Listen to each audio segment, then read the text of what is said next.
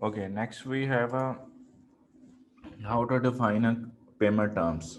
तो payment terms system में किस तरह डिफाइन होंगी for sale invoices, for the purchase invoices और for the customer and vendor, उसको देख लेते हैं। मेन मेन्यू पे क्लिक करने से आपके पास सेटिंग्स हैं और सेटिंग के टाइम में हमारे पास बिजनेस कॉन्ट्रैक्ट्स हैं।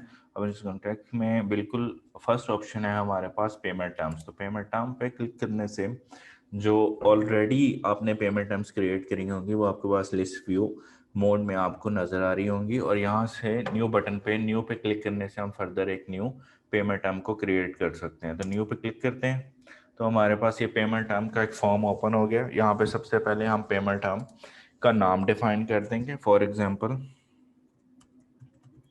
कैश पेमेंट हम इसका नाम रख लेते हैं, और डिस्क्रिप्शन में फर्दर इसकी जो डिटेल्स आप लिखना चाहते हैं वो लिख सकते हैं, एज इट इज़ इसको कॉपी करके पेस्ट कर देंगे।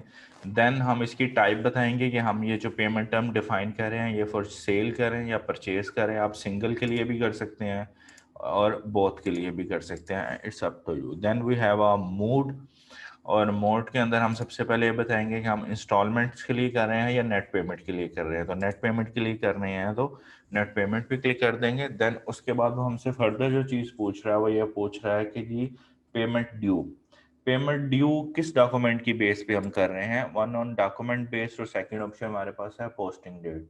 डॉक्यूमेंट डेट वो डेट होती है जो हमारे पास एक्चुअल सेल या परचेज इनवाइस के ऊपर मेंशन होती है, और पोस्टिंग डेट वो डेट कंसीडर होती है जब हम सिस्टम में अपनी एप्लीकेशन में इसकी एंट्री करते हैं, इसकी सेल इनवाइस या परचेज इनवाइस क्रिएट करते हैं। तो इस अप टू यू कि आप इसके फर्दर जो कैश पेमेंट्स की जो कैलकुलेशन है वो डॉक्यूमेंट डेट के ऊपर करना चाहते हैं या पोस्टिंग डेट के ऊपर, ये आप पे डिपेंड कर रहा था। उसके बाद वो हमसे पूछ रहा है कि आप इसको किस तरह डिफाइन करना चाहते हैं और कितने दिन के बाद ये इनवाइस जो है ये ड्यू होगी, ये पेमेंट टर्म जिस पे अप्लाई हो रहा होगा। तो हमारे पास almost every option is available after how many days. तो यहाँ पे हम नंबर ऑफ डेज डिफाइन कर सकते हैं कि ये 10 दिन के बाद ड्यू हो जाए तो आप यहाँ पे 10 दिन लिख देंगे। तो जैसे ही ये डॉक्यूमेंट सिस्टम में एंटर होगा उसके 10 दिन के बाद इसकी डेट जो है ये इसकी पेमेंट ड्यू हो जाएगी फॉर सेल इनवाइस और परचेज इनवाइस, जिसके साथ ये पेमेंट टर्म्स आप अटैच करेंगे।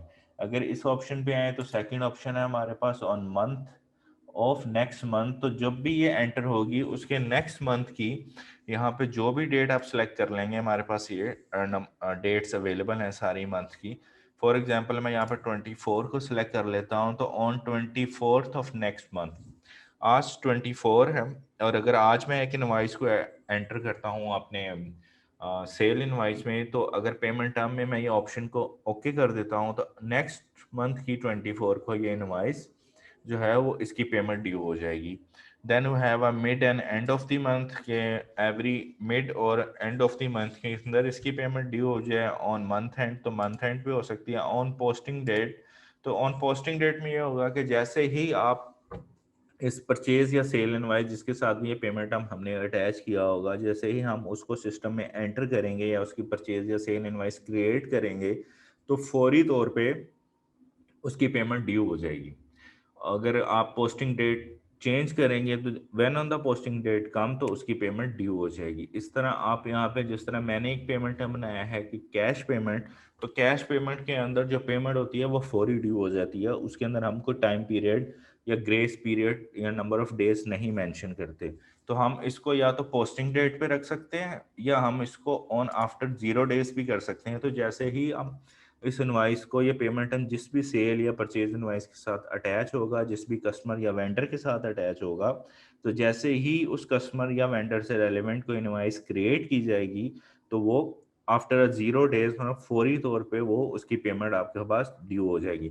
फर्दर हम इसके अंदर ये भी डिफाइन कर सकते हैं कि हमने यहाँ पे कोई अर्ली पेमेंट के ऊपर डिस्काउंट की सेटिंग करनी है तो हम यहाँ पे वो भी कर सकते हैं कि किस तरह हम अर्ली पेमेंट के अंदर डिस्काउंट की सेटिंग्स को अप्लाई कर सकते हैं। फॉर एग्जांपल अगर यहाँ पे मैं कैश पेमेंट की बजाय ये कर दूं कि हमने अगर वो कैश पेमेंट, अगर हम इसको क्रेडिट टर्म्स के ऊपर चलते हैं कस्टमर या वेंडर के साथ, और हम लोग यहाँ पे ये कर देते हैं कि 5% डिस्काउंट ऑन 10 डेज और अदरवाइज नेट 30, इसका मतलब ये होगा कि 5% डिस्काउंट है अगर वो 10 डेज में कस्टमर या वेंडर पेमेंट कर दे, अदरवाइज 30 दिन के अंदर फुल पेमेंट करना है। तो इनवाइस का जो ड्यू होगी वो आफ्टर 30 डेज हो जाएगा। यहाँ पे हम 30 डेज मेंशन कर देंगे ऑन डॉक्यूमेंट, और उसके बाद फर्दर हम डिस्काउंट में पीरियड में बता देंगे कि अगर वो हमारा कस्टमर या वेंडर विद इन 10 डेज हमें इस डॉक्यूमेंट डेट के अंदर पेमेंट कर रहा है तो हम उसे 5% डिस्काउंट अलाउ कर देंगे। तो जैसे ही ये पेमेंट टर्म किसी कस्टमर या वेंडर के साथ अटैच होगा और उसकी इनवॉइस ऐड होगी, तो होगा ये कि उसकी जो फाइनल पेमेंट डेट होगी वो 30 डेज आफ्टर 30 डेज होगी ये इनवॉइस सिस्टम में एंटर होने के बाद। लेकिन अगर वो विद इन 10 डेज हमें इसकी पेमेंट करता है तो सिस्टम ऑटोमेटिकली उसके ऊपर 5% डिस्काउंट रेट अप्लाई कर देगा इस पेमेंट टर्म के थ्रू।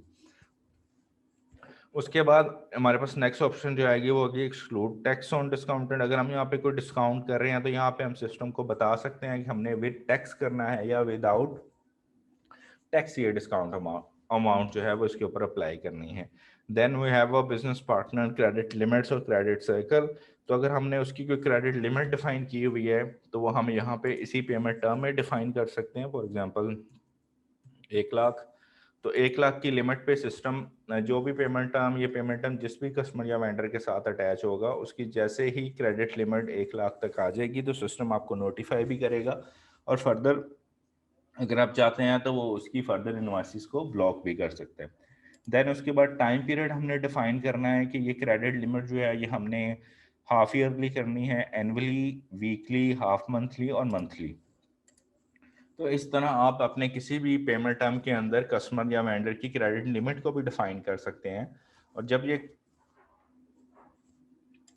इस तरह जैसे ही ये पेमेंट टर्म किसी भी कस्टमर या वेंडर को आप अटैच करेंगे उसके साथ, तो वो उस हिसाब से उसकी लिमिट्स को जो है वो वेरीफाई कर लेगा, उसकी लिमिट्स को वो अटैच कर देगा कि यहाँ पे इसकी क्रेडिट लिमिट इतनी है और इतना परसेंटेज पे इसको डिस्काउंट मिलेगा या फौरी इसकी पेमेंट ड्यू हो जाएगी।